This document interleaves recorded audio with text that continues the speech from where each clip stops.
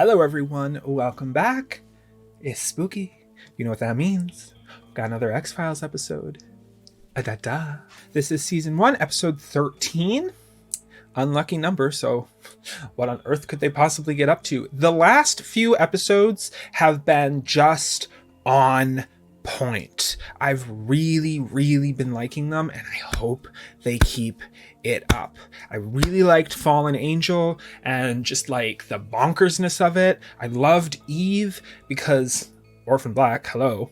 And then I loved the last episode, Fire, because, well, A, it had someone that I knew from Supernatural in it, but B, the whole plot of the episode was just really good. So I'm really hoping they can keep this momentum going and that we can find out more. I would like to know more about this dude. He probably has a name at this point that I just haven't been paying attention to. Mulder's congressional contact guy. I don't know who that is, so I want to know more about him, what he's up to, what's going on behind the scenes, behind the shadows. We haven't had aliens for a while. Every time I think we're going to have aliens, we don't have aliens. I guess Fallen Angel was kind of aliens, but we don't really know what that was. There were so many questions in Fallen Angel. Was it an alien? Was it just like a government? Was it, what was it? You know? And yeah, will Scully and Mulder continue developing the relationship? Because I think they are. I think it is on a slow burn, mild simmer, but eventually it will boil. I wonder what it's going to take. Given the time that this was written in, and the kind of relationship that's already developed, I have a feeling they're going to put Scully in jeopardy in some way, and Mulder is going to have to save her. I think it would be awesome if it were the other way around. And maybe I'm not giving the show enough credit. You know, maybe they won't go the whole stereotypical white knight saves the damsel in distress route. But we will see, won't we? All right. Anyways, if you want to like, full version is in the description. And let's get to some believing. Oh! Are you going to leave this up all year? It's Don S. Davis. Yep. All year. No, so come on, I got that. Oh. I would want Don S. Davis to be my dad. Okay, Maggie. Well, thank you for having us. Dinner was delicious as usual. Thanks, Mom. Scully, you have Good an sailing, Ahab. awesome dad. Good night, Starbuck. How's work? Good? Yep. It's good. Is that some parental judgment happening there? Well, drive carefully. We all know what that feels like. They just give you that look like, did I not raise you better than this? You're on incredible and Dad? The fudge? Where's Mom? Is he okay? Is he dead? Was it like Hello? him talking to her? Hello? We lost your dad. He had a massive coronary.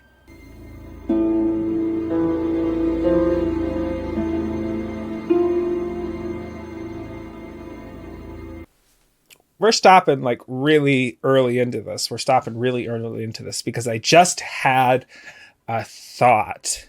So y'all know me. I'm a big skeptic. If you watch a lot of my reactions, I tend to be skeptical, but I can also be superstitious. I don't know how the two meet. They just do. Okay. We're not going to talk about my own cognitive dissonance, but I think that even though it wouldn't be provable, it would always, it would be anecdotal. I think it would be really cool if I could have just one experience like that. I mean, not like that. I don't want my mom to die and then me see her ghost or anything. But if I could have just one experience that incontrovertibly told me there was life after death, it would be cool, but also scary. Because you know me, I've also said several times, I don't want there to be life after death. But that's a whole other conversation. So I don't know. In that situation, although it would be very cool, would I also be really scared? We probably don't want to go down this rabbit hole right now, do we? No, I don't think that's a good rabbit. No. Like, because everyone says this, and I know they're all anecdotal, so maybe I'm inviting a hate war in the comments. I hope not. But has any of you had, like, that kind of experience where you saw someone who, I guess not just have you had psychic experiences? That's a better question. So have you known something before it was going to happen? And I'm not talking like something vague. I'm talking like something real specific like this, you know? Although, just putting on my Scully cap here for a second, just putting on my Scully cap. Maybe because she's a doctor, she noticed something subconsciously, whether, you know, I don't know, there are like physical signs that someone might be about to have a heart attack. So maybe she noticed something subconsciously, and then, I hit my desk. And then she had the dream that her dad was going to have a heart attack, and it's just a coincidence. Ooh, I like it. I like that we got there. Y'all probably hate me right now. It's like, Kyle, come on. But seriously, that could be a rational explanation as to how she knew. Okay, anyways, yeah, let me know in the comments below. Have you had a psychic experience that was not vague or anything that, you know, you're like, no, this had to be something, except, you know, like I just said, even sometimes the specific things there could be a rational explanation for. I don't know. I'm not going to respond to any of those comments, I don't think, because I don't want to be like, no, poo-poo on you. It's not real. But let me know if you want to, if you feel comfortable. Don't do it if you don't feel comfortable, obviously. Also, how many? I'm going to have to keep like a running tally of how many Stargate actors appear in X-Files. Oh, man. Boston. Sir, I'm sorry. We'll be on our way. I said, out of the vehicle. You know, I think we all know the experience of parking in a car and doing some stuff. Is that really illegal? Is there anything wrong with it?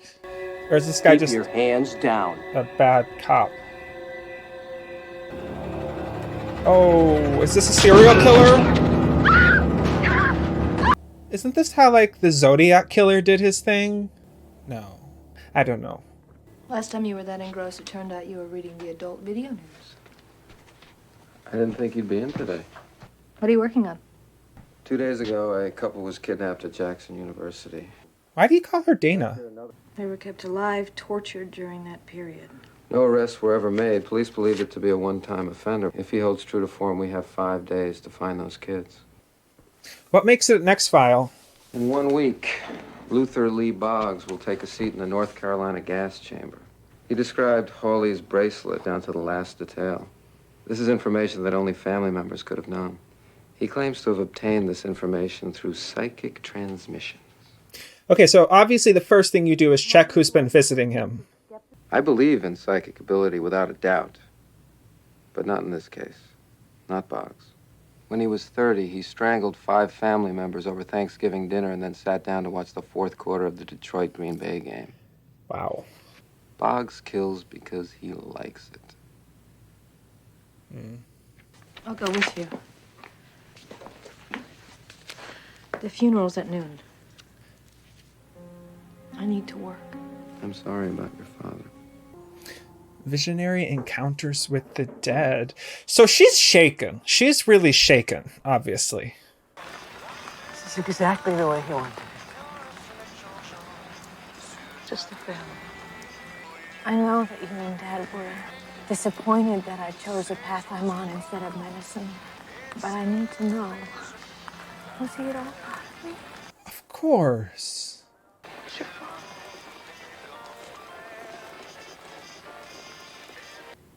We have him now. We? All souls are connected. Mm. And you're the conduit? We can see the present. We can know the future.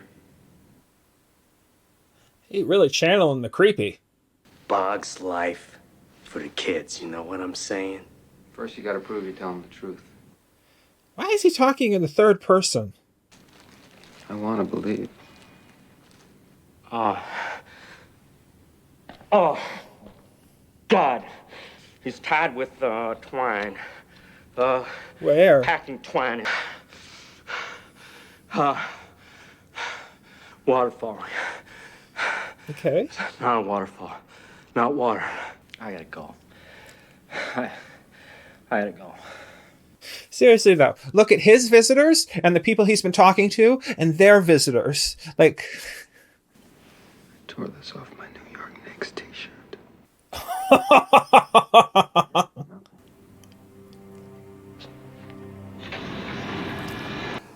Mulder, Mulder, Mulder. Beyond the sea, somewhere, wait for me. Did you get my message, Starbuck? Oh God. Okay. Well, I don't know if there's any rational explanation for that. Did Boggs say something to you? No. Unless she tells herself she was seeing something. Boggs is not what he claims to be. He may be orchestrating the kidnapping. Happy will be. This has to be a new experience for Scully, experiencing her own X-File, because usually she's, you know, hearing it secondhand through Mulder.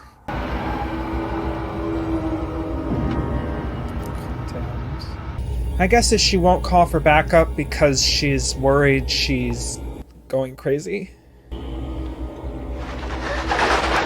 Because otherwise, I would say get some backup in here, girl.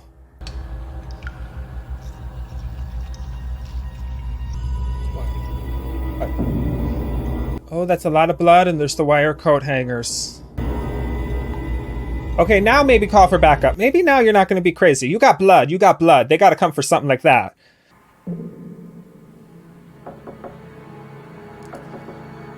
It's a trippy episode. I just heard that Liz Hawley's family made a positive ID on the charm you found at the warehouse. I expected to find you at the crime scene. Did Boggs confess? I lied to the police about how I found the warehouse. What did you tell? And how did you find it? It was where Boggs said it would be. That doesn't matter. That's exactly what Boggs wanted. He could have been setting you up. You could be dead right now. This is so weird. They've traded places. What you're really saying is that you didn't want to go on record admitting that you believed in Boggs, but not Dana Scully. Why now? After all we've seen, why Boggs? Dana, open yourself up to extreme possibilities only when they're the truth. I know he's working with someone on the outside, and they planted that evidence.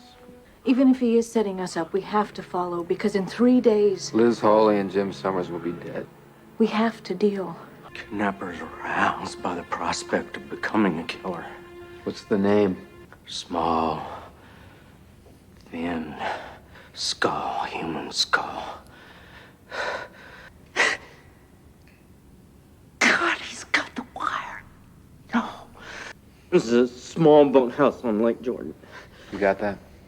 Does the killer look like him, or they just look similar? And your blood spills on the white cross. Oh my God, they found him.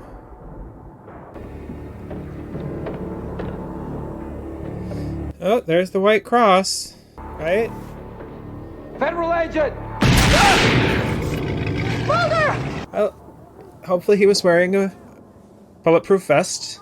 We need an ambulance! Officer down! Was he not wearing a bulletproof vest? Through and through, upper femur. Oh, it went in his leg. I want 2 liters of normal saline in now and give 2 units of neg after the cycle. That's a lot to deal with in one day. Lucas Jackson Henry, 28. So he wouldn't have to be talking to him. He would just know that he was on a schedule. You set us up. You're in on this with Lucas Henry. This was a trap for Mulder because he helped put you away. 4 days from now, nobody will stop me from being the one that'll throw the switch and gas you out of this life for good, you son of a bitch! Damn. You're the one that believed me. No! Maybe you believe yourself. Okay, you know what? Now it is time to take some time off. Like, you are seeing things. Got one of my mom's cigarettes and went out onto the porch in the dark. Is this her? I was so excited. Is he describing something she did? It could be a moment from any kid's life. Why don't you just go ahead and ask me? If you let me talk to him. I don't think you want to hear what has to come out of his mouth. Starbuck.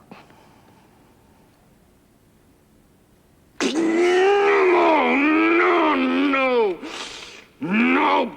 Don't underestimate my fear of dying. The last time I went to death's door and looked inside, my family, who I killed after their last meal, was right there. And their collective fear alone was just one taste of hell. Souls rushing into my body. Nobody speaks till you get me a deal. I don't believe you. That was a great scene. I got nothing to lose. I think they took inspiration from The Shining for this one. Okay, so he's okay. He's stable, he's awake. Still no sign of Lucas Henry or Jim Summers. Boggs created this whole charade to get back at me for putting him on death row. But what if there's another explanation? Don't deal with him. All right, Mr. Boggs. You got your deal. Oh, Scully. Thank you, ma'am. Just tell us. Just tell us.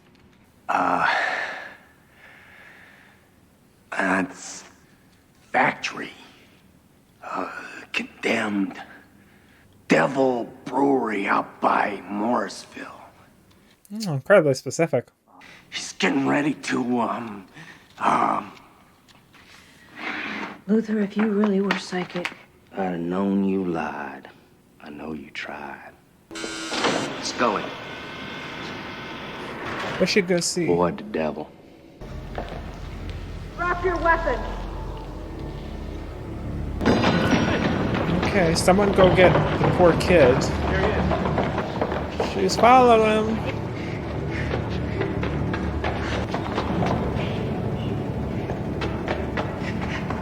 Oh, there's the devil.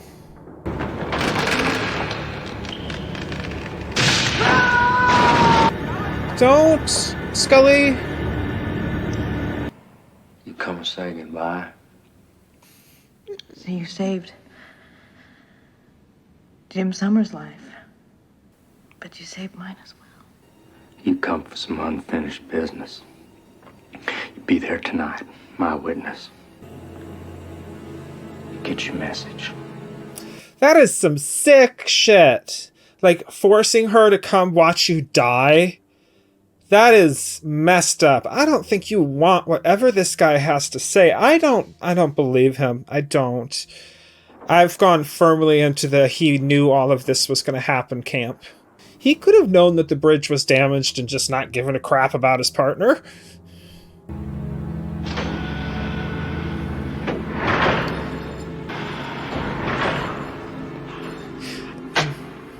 That being said, I don't believe in this. I don't believe in the death penalty. I think it's barbaric and...